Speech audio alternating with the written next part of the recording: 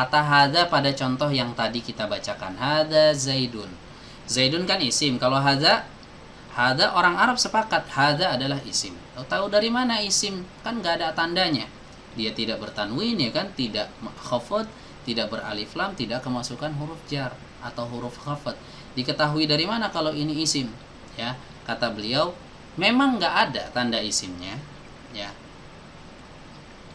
Tapi dia bisa menerima tanda isim itu. Bismillahirrahmanirrahim. Assalamualaikum warahmatullahi wabarakatuh. Alhamdulillahirrabbilalamin. Wabihi nasta'in ala umuri dunia wa din. Wassalatu wassalamu ala rasulillah Nabiina Muhammadin wa ala alihi wa sahbihi ajma'in. Amma ba'du. Kaifa halukum? Bagaimana kabarnya teman-teman semuanya? Semoga sehat selalu ya. Amin ya rabbal alamin. Baik teman-teman sekalian, insyaallah video ini adalah lanjutan dari video sebelumnya tentang pembahasan dari kitab At-Tuhfatul Washabiyah fi Tashili Matnil Ajrumiyah yang ditulis oleh Syekh Ahmad bin Thabit Al-Washabi hafizahullah ta'ala. Di video sebelumnya kita sudah membahas tentang 4 tanda isim. Yang pertama adalah khafad, kemudian yang kedua adalah tanwin, yang ketiga adalah kemasukan al atau alif lam, dan yang keempat adalah kemasukan salah satu huruf dari huruf-huruf jar. Ya, kemudian setelah pembahasan alamatul isim atau tanda-tanda isim ini, ya ada pembahasan yang berikutnya yaitu pembahasan tanda-tanda fiil. Tapi ya, sebelum masuk ke tanda-tanda fiil, Syekh Ahmad bin Thabit menyebutkan beberapa catatan terlebih dahulu terkait tanda-tanda isim. Ya, ada 4 catatan yang beliau turunkan di sini. Catatan penting yang harus diketahui sebelum kita memasuki pembahasan tanda-tanda fiil. Apa saja 4 catatan ini? Silakan disimak terus video ini sampai selesai.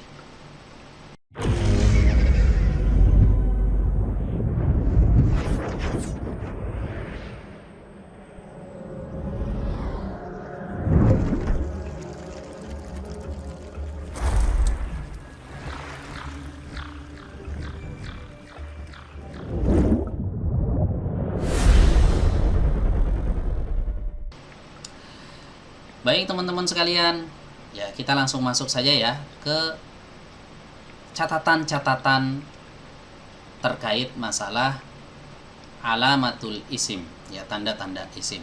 Ya, di sini ada 4 catatan. Tanbihatun, catatan-catatan. Kita baca satu persatu ya dan kita bahas. Al-awwalu huruful qasami min hurufil jarri wa innama afradahal musannifu liyu'lama annal qasama ay al-yamina ya'nil halifa la yata'atta illa biha qalahul kafrawiyu. Catatan yang pertama, huruf-huruf qasam adalah di antara huruf-huruf jar atau termasuk dari huruf-huruf jar. Ya. Dan penulis menyendirikannya. Penulis yang dimaksud di sini siapa? Imam Ibnu Ajurrum. Imam Ibnu Ajurrum menyendirikannya tidak lain adalah agar diketahui bahwa sumpah tidaklah dinyatakan kecuali dengan huruf-huruf tersebut. Ini dikatakan oleh Al-Imam Al-Kafrawi. Ya. Baik teman-teman sekalian, apa sih maksudnya? Ya. Biar lebih jelas kita lihat kembali matannya ya. Lihat kembali matannya, perhatikan di sini teman-teman. Kita scroll lagi ke atas. Nah, ini perkataan Imam Ibnu Ajurrum. Nah, jadi ketika Al-Imam Ibnu Ajurrum ya menyebutkan huruf-huruf khafad, beliau menurunkannya itu dengan cara yang unik. Ya. Pertama beliau sebutkan 9 huruf jar terlebih dahulu. Nah, 9 ya. Nah, ini 9 ya. 9 huruf jar terlebih dahulu. Setelah itu beliau sebutkan lagi 3 huruf. Yang mana huruf ini adalah huruf-huruf qasam. 9 yang disebutkan beliau di sini, yang pertama adalah min, wa ila, wa an, wa ala, wa fi, wa rubba, wal ba'u, wal kafu, wal lamu. Berapa? 9. Ya, ada 9. Kemudian beliau pisahkan 3 huruf. Ya, wa huruful qasami. Ya, dan huruf-huruf qasam termasuk huruf jar juga, yaitu al waw, wal ba'u, wa ta'u. Jadi totalnya semua ada 12. Nah, yang jadi pertanyaan, kenapa beliau pisahkan 9 kemudian ditambah 3? Kenapa nggak disebutkan langsung saja ya 12? Jawabnya, agar diketahui bahwa sumpah itu tidak dinyatakan kecuali dengan menggunakan 3 huruf ini. Ya, jadi kalau kita mau bersumpah dalam bahasa Arab, gunakan huruf waw, wallahi, ya, atau huruf ba, billahi, atau huruf ta, tallahi, artinya sama, yaitu demi Allah. Ya. Nah, ini dinyatakan oleh Al-Imam Al-Kafrawi rahimahullah. Siapa Imam Al-Kafrawi ini? Imam Al-Kafrawi adalah salah seorang pakar nahu yang wafat tahun 1202 Hijriah.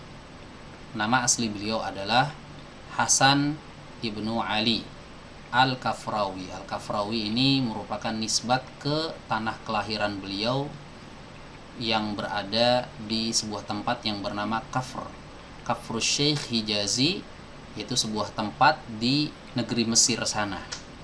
Ya, jadi beliau punya kitab juga, Syarah Al-Kafrawi namanya.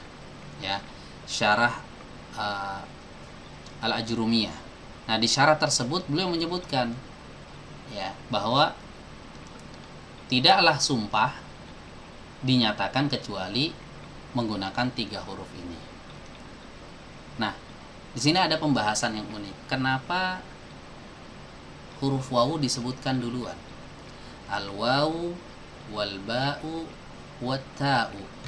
Ya, di sini sebenarnya nggak disebutkan di Tuhfatul Usobiyah, tapi di Syarah Al-Kafrawi disebutkan. Kenapa wawu disebutkan duluan? Kenapa enggak huruf ba duluan, huruf ta, baru huruf wawu? Ya,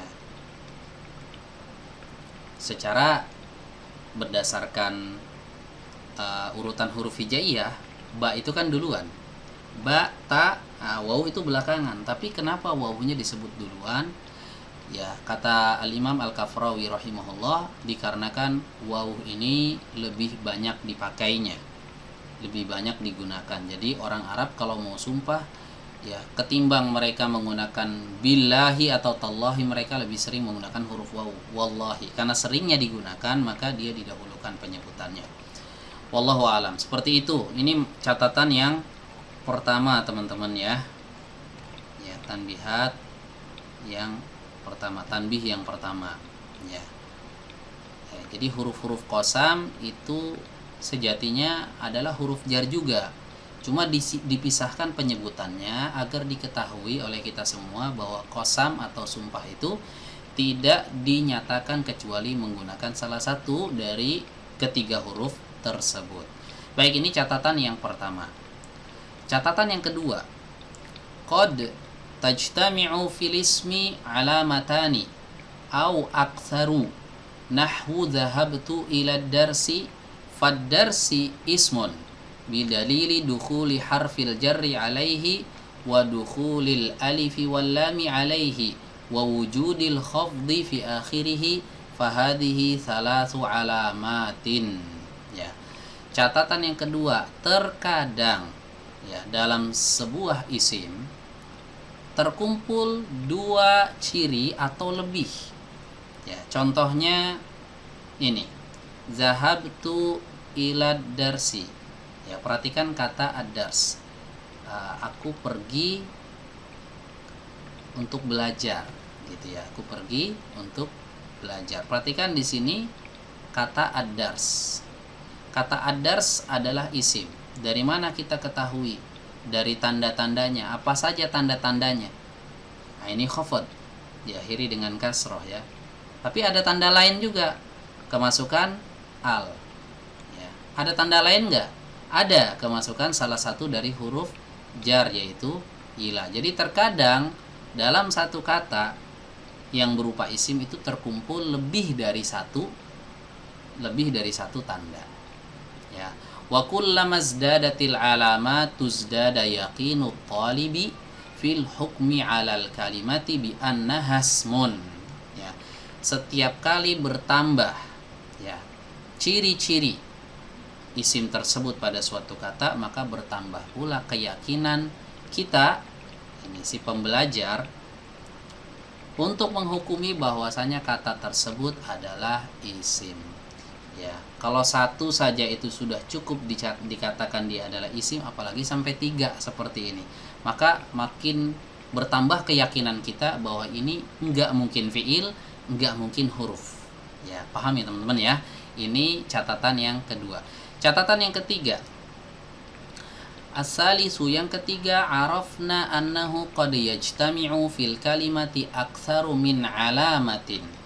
Telah kita ketahui ya bahwasanya terkadang dalam satu kata itu ngumpul lebih dari satu ciri isim. Lakin hunaka ba'dul alamati la yumkinu abadan an tajtami'a ma'a ghairiha.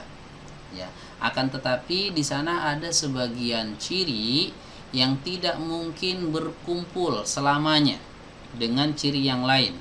Katanwini wal alifi wal lami, seperti tanwin dan al. Ya, alif lam. Jadi tanwin sama alif lam itu tidak mungkin bersatu dalam satu kata. Taqulu raqibtu ala farasin bitanwini. Ya, engkau katakan raqibtu ala farasin. Saya mengendarai kuda. Ya, perhatikan di sini kata farasin bertanwin. Fa idza adkhalta alaihi alifa wal lama. Ya, kalau engkau masukkan pada kata ini alif dan lam, ya, wa qulta, dan engkau katakan raqibtu alal farasi, ya, aku mengendarai kuda itu, hadzaftat tanwina, ya, maka engkau telah membuang tanwin. Jadi nggak mungkin ada al di awal kata kemudian di akhirnya ada tanwin juga. Ya, nggak mungkin, intinya gini, nggak mungkin kumpul empat-empatnya dalam satu kata. Ya, paling banyak itu 3 ciri. Ya, nggak mungkin empat-empatnya kumpul. Kenapa? Karena ada 2 hal yang menjadi musuh bebuyutan sampai hari kiamat, yaitu alif lam dan tanwin. Ini nggak mungkin berkumpul dalam satu kata. Kalau dalam satu kata itu ada al, maka tanwin harus hilang. Kalau ada tanwin, maka alif lam harus hilang, seperti itu. Pilih salah satu, mau farosin, mau al farosi. Ya, nggak boleh kita katakan al farosin. Nah, gitu ya, ada alnya juga, ada tanwinnya juga, itu nggak boleh. Nah, ini catatan yang ketiga. Catatan yang keempat, ar-rabi'u. Ya. Ulima min qaulina fi bidayati darsi famata ra'aita fil kalimati alamatan min hadhil alamati aw kanat taqbaluha hakamta 'alaiha bi annaha ismun.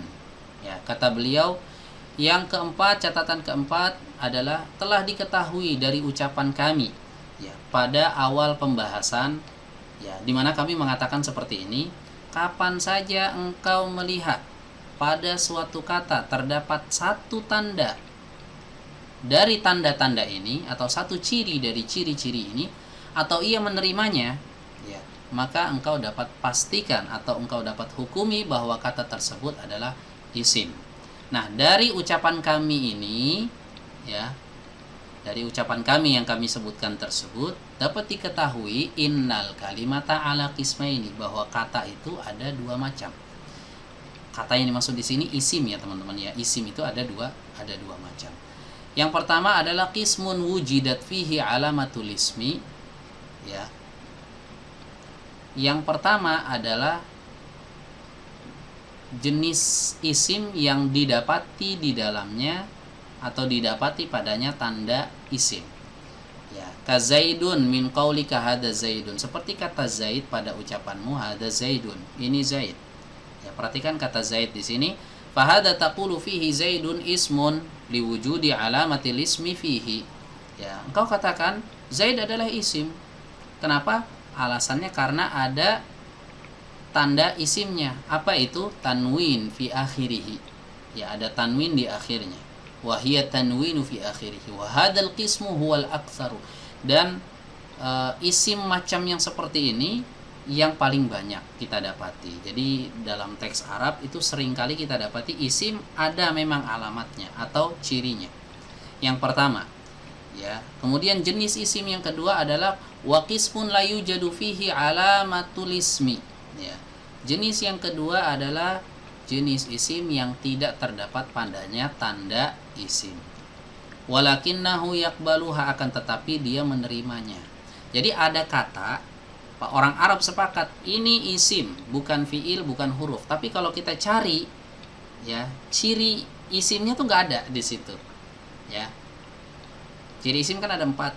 Ya. Pertama dia khafat enggak. Ya. Kemudian dia beralif lam, enggak. Dia tanwin, enggak. Dia kemasukan huruf jar, enggak. Kok bisa diketahui ini isim dari mana? Ya. Nah, di sini kata beliau walakinnahu yaqbaluha, tapi dia menerima tanda isim. Ya, meskipun dia tidak ada padanya tanda isim, tapi dia menerima tanda isim. Biar lebih jelas kita baca ucapan beliau di sini ya, kita baca tuntas dulu. Nahwu kalimati hadza minal mithalil mutaqaddimi fa innaha la yujadu fiha ayyu alamatin min alamatil ismi sabiqati. Fahadal qismu taqulu fihi kalimatu hadasmun li'annaha taqbalu alamatan min alamatil ismi wa hiya dukhulu harfin min hurufil jarri taqulu sallamtu ala hada. Masya Allah ya. Jadi jelas sekali beliau di sini menyebutkan bahwa meskipun dalam kata tersebut tidak ada tanda isimnya Pak, tapi dia bisa menerima tanda isim. Contoh kata hadza pada contoh yang tadi kita bacakan, hadza zaidun. Zaidun kan isim. Kalau hadza orang Arab sepakat hadza adalah isim. Tahu dari mana isim? Kan nggak ada tandanya. Dia tidak bertanwin ya kan, tidak khafad, tidak beralif lam, tidak kemasukan huruf jar atau huruf khafad. Diketahui dari mana kalau ini isim? Ya, kata beliau, memang nggak ada tanda isimnya, ya. Tapi dia bisa menerima tanda isim itu. Nah, ini kata beliau li annaha taqbalu alamatan min alamatil ismi. Tapi dia bisa menerima tanda dari tanda-tanda isim, ya, yaitu kemasukan huruf jar. Ya. Contohnya ketika engkau mengatakan salamtu ala hadza. Ya, salamtu ala hadza. Aku mengucapkan salam kepada ini. Ini orang ini nih yang saya ucapkan salam. Saya mengucapkan salam kepada ini ya. Ini itu adalah isim. Kenapa? Karena kemasukan huruf jar ya. Jadi huruf jar itu hanya masuk ke isim saja, tidak bisa masuk ke fiil, tidak bisa masuk ke harf ya. Inilah 4 catatan yang diturunkan oleh Syekh Ahmad Ibnu Thabit hafizahullah terkait masalah alamatul isim. Baik, sampai di sini teman-teman sekalian ya pembahasan kita, nggak usah banyak-banyak ya. Insya Allah sedikit-sedikit, yang penting paham. Jika teman-teman ada yang kurang paham materinya, ya silahkan ditanyakan di kolom komentar. Jangan lupa subscribe channel ini, like dan share video ini, dan jangan lupa 8M ya. 8M apa itu? Memakai masker, menjaga jarak, mencuci tangan, murojaah, apa lagi? Like ya, mensubscribe, men-share video ini. Berapa nih? Kurang. Tambahin lagi, 1 lagi. Baik teman-teman sekalian, sampai jumpa di video selanjutnya. Kurang lebihnya mohon maaf. Kita akhiri dengan membaca doa kafaratul majlis. Subhanakallahumma wa bihamdik asyhadu an la ilaha illa anta astaghfiruka wa atubu ilaik. Wassalamualaikum warahmatullahi wabarakatuh.